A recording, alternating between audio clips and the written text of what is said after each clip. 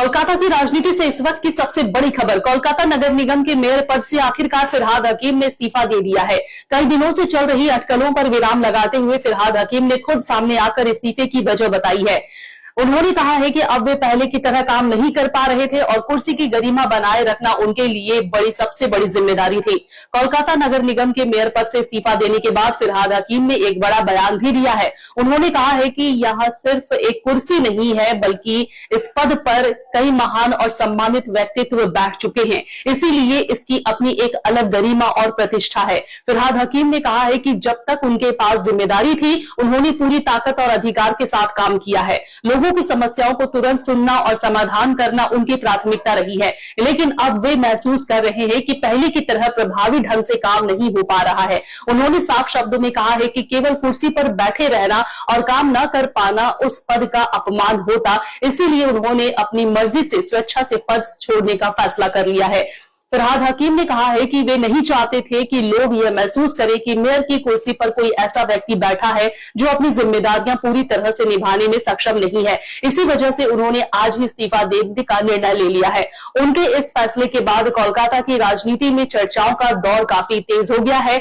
अब सभी की नजरें इस बात पर टिकी हुई है कि कोलकाता नगर निगम का अगला मेयर कौन होगा और आने वाले दिनों में राजनीतिक समीकरण किस दिशा की ओर बढ़ेगी।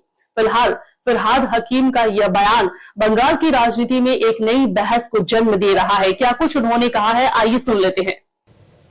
फिरहाद हकीम क्यों ना, किंतु जे চেয়ারটায় আমাদের সেই সব প্রাতঃস্মরণীয় ব্যক্তিরা বসেছিলেন, সেই চেয়ারটার একটা আলাদা সম্মান আছে। আমি নিজে যখন মেয়র ছিলাম দাপুটের সাথে চালিয়েছি, নিজেই পৌরমন্ত্রী, নিজেই মেয়র, এখানে যেটা স্যাংশন সেটাই ওখানে পৌর থেকে স্যাংশন করে নিয়ে এসে কাজ করা, মানুষ প্রচুর যারা আসতেন শুধু টক টু মেয়রে না, তাদের সাথে সাথে রিলিফ দেওয়া, এই কাজটা করতাম। এখন সেটা সম্ভব হচ্ছে না, তাই সেই চেয়ারটাকে আমি অবমাননা করতে পারি না, সেই চেয়ারের সম্মান হানি করতে পারি না। চেয়ার ধরে বসে রইলাম,